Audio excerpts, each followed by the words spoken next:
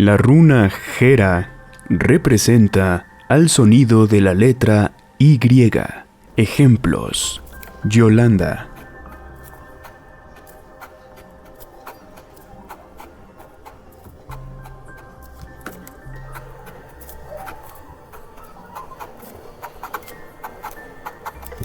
Yasmín,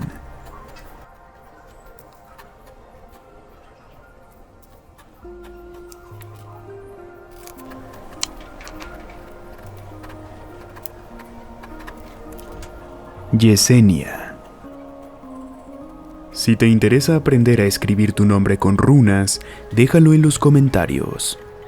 Yael